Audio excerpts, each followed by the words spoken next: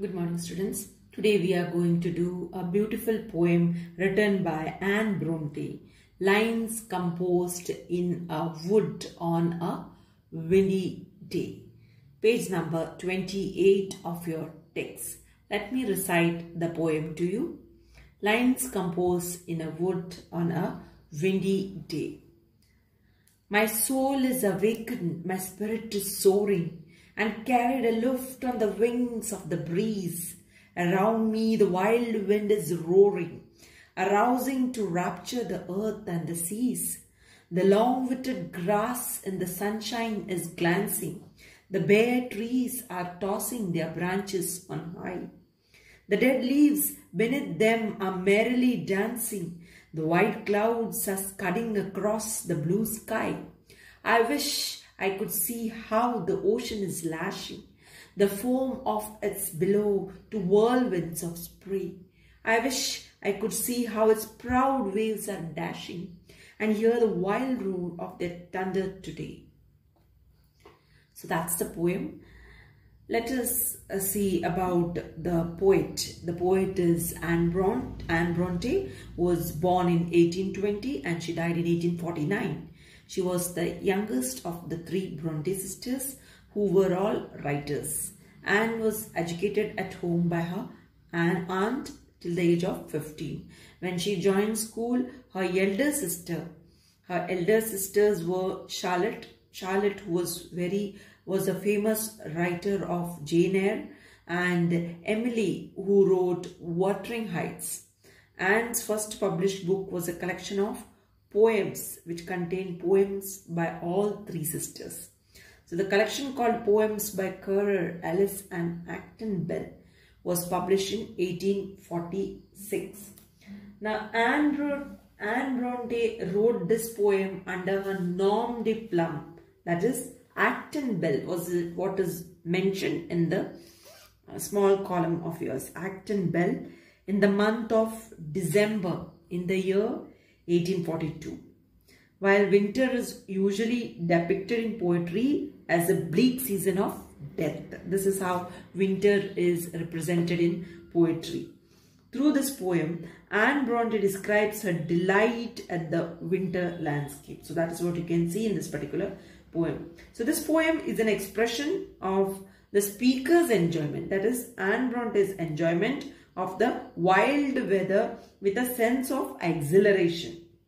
She describes the wild wind that is bringing everything to life in the wood. In the wood in the sense, the small forest. That is what is called wood. Forest which is not so thick. When it is thick, we call it as a forest. Okay. So in the wood, where she is walking and she is sharing whatever she is feeling with the reader. Her longing to witness its affection on the sea, that is lashing against the rocks and sea wall, okay, and sending up giant whirlwinds of spray. So all this, whatever her feeling is, she is expressing it to the reader. So she is expressing it through this particular poem that we are seeing right now. So let us start with the line by line explanation of the poem. The first line over here, the poet says, my soul is awakened, my spirit is soaring, and carried aloft on the wings of the breeze. Around me the wild wind is roaring, arousing to rapture the earth and the seas. So you see, my soul is awakened, my spirit is soaring. So what the poet, before entering to these lines of the poem, let us see what is given on top. Why do you think nature inspires people to write poems? Why do you think? So on this particular, in this particular poem, from this poet, we can understand one thing is that nature inspires people because, and it is also the fact, okay. So in the company of nature, we always remain happy. So this is the reason why it inspires people to write poem. Okay, so that is what you can see in this. She feels happy. Okay, she feels excited about the nature, the wind, the waves. So that is what she has expressed her feelings through this poem. That is what you can see. So you can see this is a typical description of the chaotic windy day. That is what you can see in this particular poem. So here, my soul is awakened, my spirit is soaring. So here the poet says her soul stops sleeping. Okay, my soul is awakened. Soul has woken up from sleep. My soul stops sleeping. That is what she is meaning over here. My soul is awakened. Soul stops sleeping. And her spirit rise high. My spirit is soaring. So this is what she says. My spirit, my soul, my spirit. She's saying her inner self she is presenting over here is soaring. What do you understand by the soaring? Soaring means her spirit is rising high up. This is what she's trying to say. Spirit is rising up. Okay. And carried aloft on the wings of the breeze. So she says her spirit is carried high in the air, carried aloft. Aloft meaning is given at the bottom, high in the air and carried high. My spirit is soaring. So her spirit is carried high up in the air on the wings of the breeze. So it is carried. Her spirit is lifted by the breeze. So she says the breeze lifts her up with the wings. The breeze lifts her up with the wings. This is what she's saying over here. Her up with the wings. The sea and the earth is in pleasure. This is what she says over here. Around me, the wild wind is roaring, arousing to rapture the earth and the seas. Around her, the wild wind is roaring. So she can hear the roaring sound of the wild wind. So this entire poem, you see, it's a description of the wild wind, right? So that is what she is mentioning over here. Around me, the wild wind is roaring, arousing to rapture the earth and the seas. So her spirit has been taken. Her spirit has risen up, high up in the air. This is lifted by the breeze. The breeze is lifting her spirit high up with the wings of the breeze. Okay, so the wings of the breeze is lifting her spirit up. Okay, and then around me the wild wind is roaring. She could hear the wild wind roaring. Hear the sound of the wind. The roaring sound of the wind has been mentioned over here. The roaring sound, wild wind of the roaring sound has been mentioned over here. Then arousing to rapture the earth and the seas. So arousing to means creating an emotion. So this is what she is feeling. Okay, she is feeling extremely happy. Her happiness is being affected. Okay, over here, arousing to rapture the earth. So that feeling of extreme pleasure and happiness over here. Okay, to rapture the earth and the seas. The sea and the earth is in pleasure. So this is what she is feeling over here. The sea and the earth, as I have mentioned earlier, sea and the earth is in pleasure.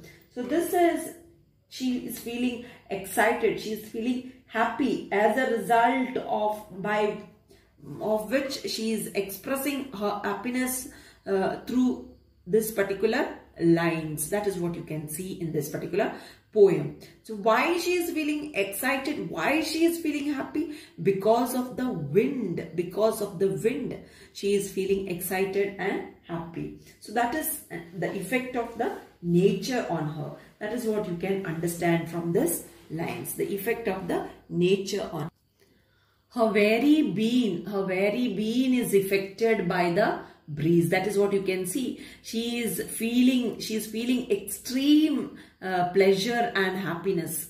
Extreme pleasure and happiness.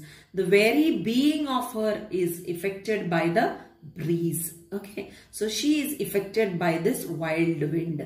That is what you can see. Okay, creating an excitement in her, creating happiness in her. This is what you can see in this line. Next, let us move to the next stanza of the poem. The long-witted grass in the sunshine is glancing. The bare trees are tossing their branches on high. The dead leaves beneath them are merrily dancing. The white clouds are scudding across the blue sky. The long-witted grass in the sunshine is glancing. Now, what is this long-witted grass? Long-witted grass is nothing but the dried grass, the shrunken grass, shriveled grass, that is what has been mentioned over here. Long withered grass in the sunshine is glancing. So this faded grass, see what excitement, what happiness she is finding in faded things, the dried grass, the shrunken grass. In it, the sunshine is glancing, the sun's rays is falling in that dried grass. Okay, he is glancing, she is saying. Okay, the sunshine is shining. The rays of the sun, what is falling in the dried grass, shrunken grass, makes it shining. So this is what she is observing. Okay, the bare trees are tossing their branches on high. The bare trees means, what do you understand? Trees without any leaves, without any branches. So they are tossing their branches, without any leaves, are tossing their branches on high. What they are doing? They are moving to and fro. The branches of the trees are moving to and fro. The branches of the trees are moving backwards, forward and backward. So this is what is happening over here. So this is what the poet is expressing over here. She says her spirit is rising high up and it is lifted by the breeze. She is excited because of the breeze. She is so excited. She is happy about the breeze. Then she says over here about the long dried grass which is shrunken, she says, is shining in the long withered grass, that is the dried grass which is shrunken, she is saying, is shining in the sunshine, in the sun's shine. Okay, the trees which have shed their leaves are moving, that is what she says, their branches side to side. The dead leaves beneath them are merrily dancing. The dead leaves, because of the breeze, the dead leaves are also moving. That is why she is saying the dead leaves are dancing. They are not really dancing. They are moving because of the breeze. And you know, when there is breeze, the leaves keep on, dried leaves especially, keeps on moving. Okay, so these leaves are moving. That is what she is saying. So they are moving. The white clouds are scudding across the blue sky. The white clouds are scudding across. So the white clouds are scudding means they are moving quickly across the blue sky. So what it indicates? Most probably rain, isn't it? So white clouds are scudding across the sky. So this is what she is observing in this. So the white clouds are moving swiftly. That is what you can understand. The white clouds are moving swiftly. Swiftly, that is what it means. Scudding in the sense. Swiftly and smoothly across the blue sky. So this is what the poet is telling in these lines over here. Let us move to the next. The next stanza is, I wish I could see how the ocean is lashing the foam of its billows to whirlwinds of spray. I wish I could see how its proud waves are dashing and hear the wild roar of their thunder today. I wish I could see how the ocean is lashing. So she says, I wish I could see. So she is excited. She just wants to see the ocean is lashing. The ocean lashing. What do you understand by this? Ocean is lashing. Lashing means hitting. How it is hitting, how the ocean waves are beating against the shore. That she wants to see, how the ocean waves are beating against the shore. The foam of its billows to whirlwinds of spray. Now foam, the foam is the mass of that small bubbles, isn't it? When you put soap in water and when you beat it, when you hit it, what happens? You get the foam, isn't it? The bubbles, the soap bubbles you get in the water, in the bucket of water, right? So here the ocean, same thing happens over here. When the waves of the ocean are beating against the shore, you can see the foam. So that foam is being described over here. The foam of its billows. So the mass of that small bubbles which is formed due to the waves, okay, which are turning into the columns of spray. That is what she is meaning over here. The foam of its billows. Two whirlwinds of spray are turning into the columns of spray. These billows are turning into the columns of spray. What billows? The foam, the bubbles of the water, ocean water. When it comes and hits at the shore, you get those bubbles, isn't it? So that bubbles which move on top of the waves and which turn into columns of spray. Okay, so that is what she is speaking. Because of the breeze, it will turn into the spray. Because of the breeze, when you stand very close to the seas, you can feel this, isn't it? You feel a spraying sort of thing of the water, isn't it? Because of the breeze, you feel the spray, isn't it? Rainy days also, if you stay close by, when you carry the umbrella and when you walk outside, you get that spray of water inside, because the water is hitting on top of the umbrella and that is sprayed inside, isn't it? So this feeling you get. So same thing, whirlwinds of spray, she speaks away. I wish I could see how its proud waves are dashing and hear the wild roar of their thunder today. So I wish I could see how its proud waves.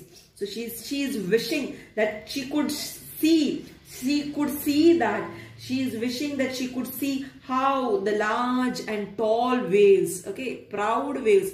Proud is a reference, isn't it? We say proud man, proud girl, proud boy, isn't it? We never say proud waves. This figure of speech used, poetic device used over here is personification. You might have heard it, personification. Okay, so personification is used over here, right? Proud waves. See, so here the poet has used personification by saying this, proud waves. So she wishes that she could see how the large and tall waves are dashing each other, dashing against the shore, and she wishes that she could hear the roar. Okay, she could hear that day the loud thunder-like noise that they make. Okay, the thunder-like noise that the waves make, that she could hear on that particular day, and hear the wild roar of their thunder today. So for that particular day, she could hear the sound, that thunder-like noise which these waves make when they come and hit. So this is what the poet is expressing in these lines. So you can see I have already marked one of the personification over here. There are some more personification. Arousing to rapture. So this is also another personification. The poetic devices. Okay, another arousing to rapture. So arousing to rapture the earth and the seas. So this is the wild wind arousing the rapture to the earth and the seas. So this is a personification. Then you have the dead leaves merrily dancing. Okay, so arousing, this means, this I told you, making you feel extremely happy, extremely excited. That is what it is meaning. So can a wild wind make somebody feel extremely, you feel extreme pleasure or happiness? So that is what personification. You can see human quality is being described over here. So wherever you see human quality described for things, that is what is called as personification. Then the next line, dead leaves, dead human being, dead man, dead boy, dead women, we say, isn't it? So here dead leaves, normally we say dried leaves, we don't say dead leaves, right? So again a human quality is introduced over here for saying dead leaves. So that is what, again, another personification. So 3 personifications you can see over here. Proud waves is another one, what I have told you. Proud waves, again a human quality is introduced here. So 3 personifications you can see over here. Then you have alliteration, that is the wild wind, W sound. Okay, so the W sound alliteration you can see, W sound. Then trees are tossing, that also you have, trees are tossing. You have TT, repetition of T sound, consonant sounds W, consonant sound T is repeated. So this is the other figure of speech. Then the poetic, the rhyme scheme over here, you have, you just see, spirit is soaring, you give A over here. The wings of the breeze, second one, B. Third one, wild wind is roaring, is rhyming with the first. So again A. Then and the seas, this is breeze, seas, B. So the rhyme scheme is A, B, A, B. A, B, A, B is the rhyme scheme.